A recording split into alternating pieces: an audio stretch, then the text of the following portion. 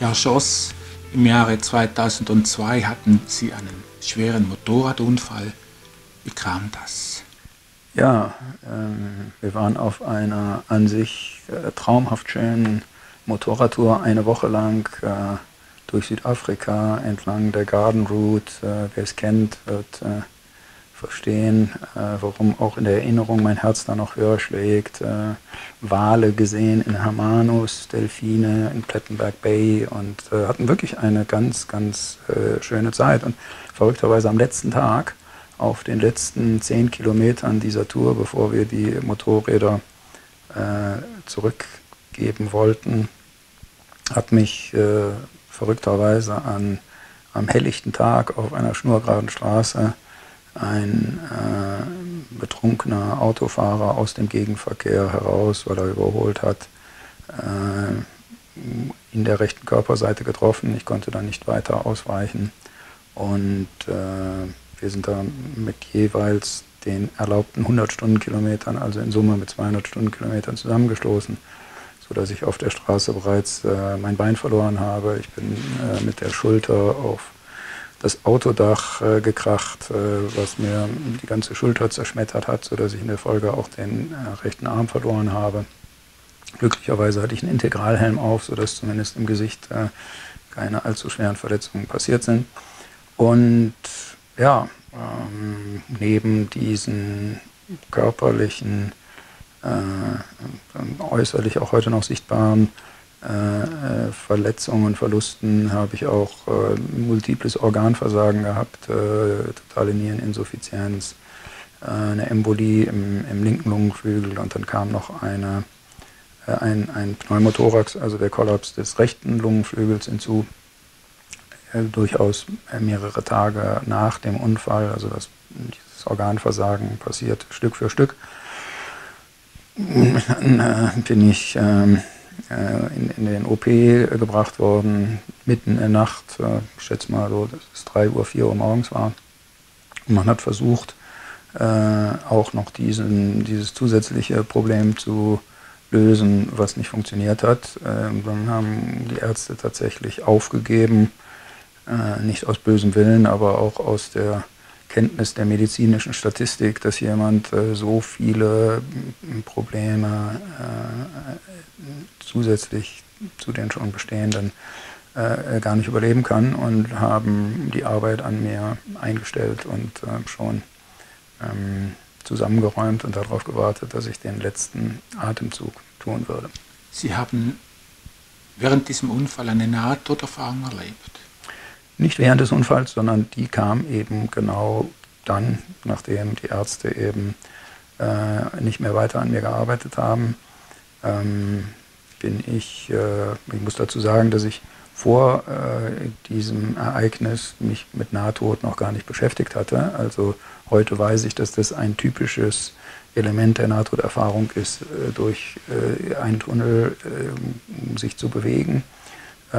Genau das passierte mit mir, einem erst entfernten und dann näher kommenden, sehr warmen, liebevollen Licht entgegen, was sehr willkommen heißend war. Also es war attraktiv für mich, durch diesen Tunnel immer näher dem Licht entgegenzugehen, wo ich auch schemenhaft Gestalten gesehen habe.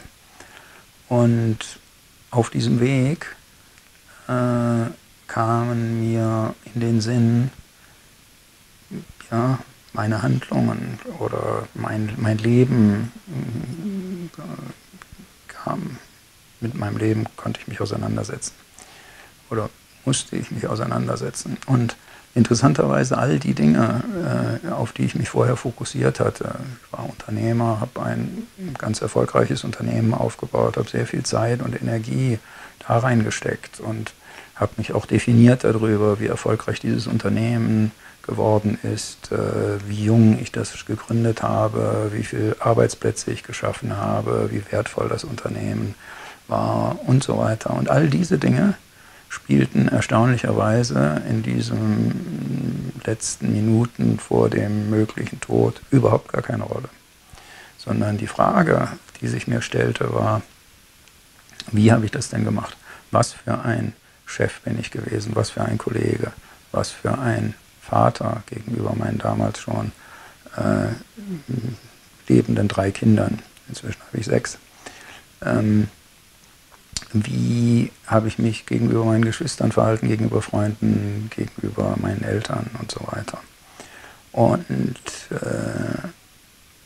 während ich also weiter dem Licht entgegenging, erschienen mir meine Kinder es gibt in unserer Sprache keine Worte, mit denen man das so richtig beschreiben kann, aber ich hatte das Gefühl, meine Kinder wären da und haben mich sehr stark zurückgehalten und waren damals noch sehr klein und wollten nicht zulassen, dass ich dieses letzte Stück des Weges auch noch gehe, obwohl ich das, wie gesagt, eigentlich attraktiv fand, mich in diese Richtung weiter zu bewegen.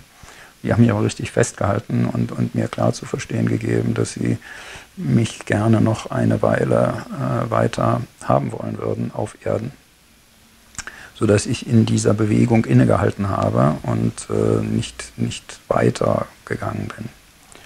Und in diesem Moment kam eine 4. Person in den OP hinein, hat offensichtlich gesehen, dass da noch Leben in dieser Person war, obwohl die 3 behandelnden Ärzte nur noch da drumherum gestanden haben und nichts mehr getan haben, und hat also den Ärzten gesagt, dass sie doch die Pflicht hätten, das nochmal zu versuchen. Dann ist also diese Operation, die im ersten Durchgang misslungen ist, gelungen, überraschenderweise, und zur noch größeren Überraschung der behandelnden Ärzte bin ich wieder zurückgekommen und kann deswegen auch heute dieses Interview geben.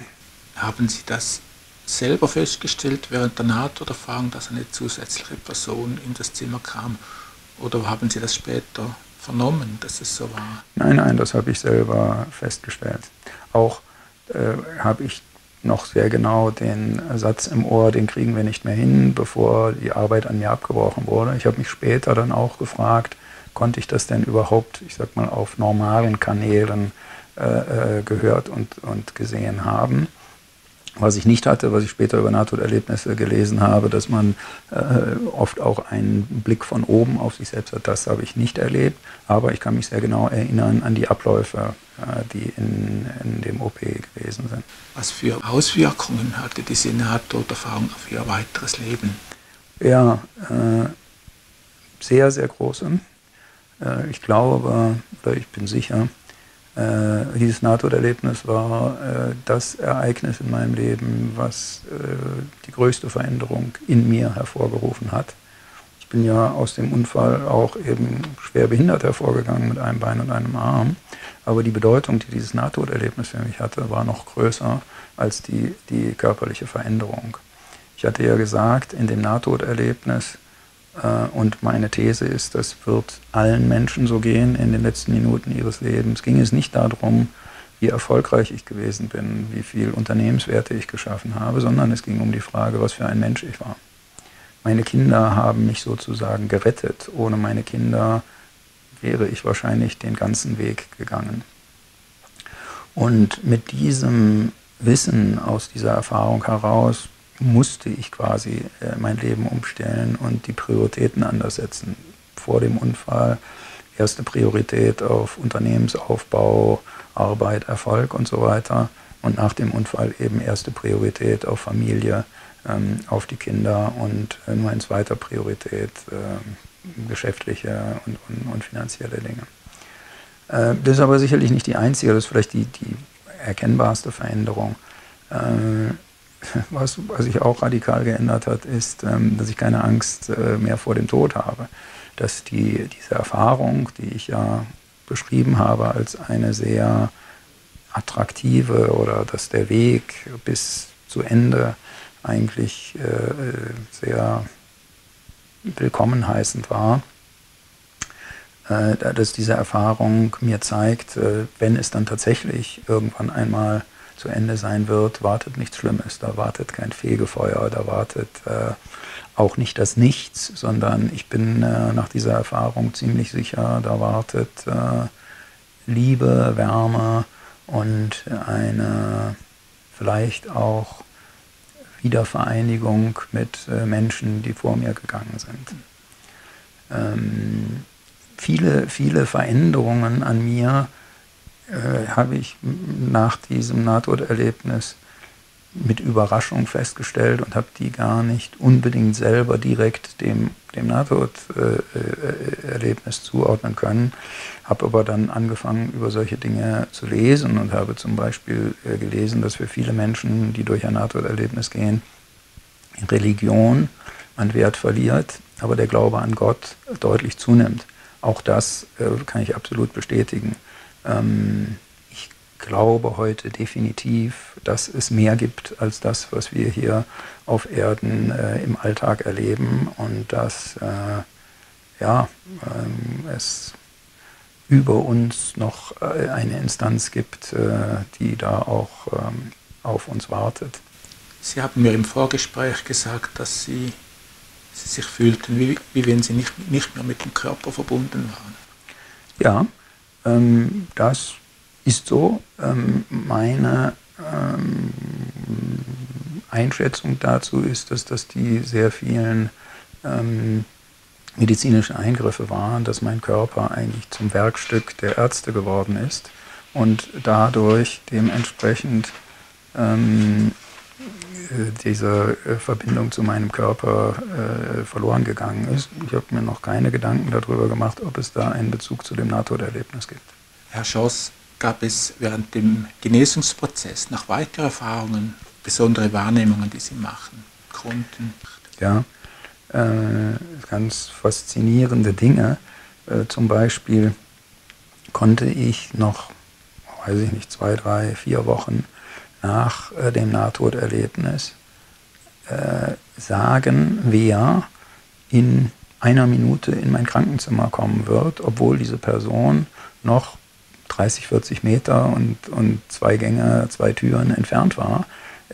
Und zwar nicht mit einer Ahnung im Sinne, vielleicht kommt da jetzt, sondern es war klar, als würde ich die Person kommen sehen und es war aber keinerlei Sichtkontakt. Also eine ganz erhöhte Sensibilität für Dinge, die wir eben in unserem normalen Alltag nicht erleben können. Es gibt da noch eine ganz spannende, ich will es fast sagen, Erkenntnis, die ich aus dieser Nahtoderfahrung mitnehme, die mir bis heute geblieben ist. Und das ist das Gefühl, dass wir Menschen irgendwie alle verbunden sind.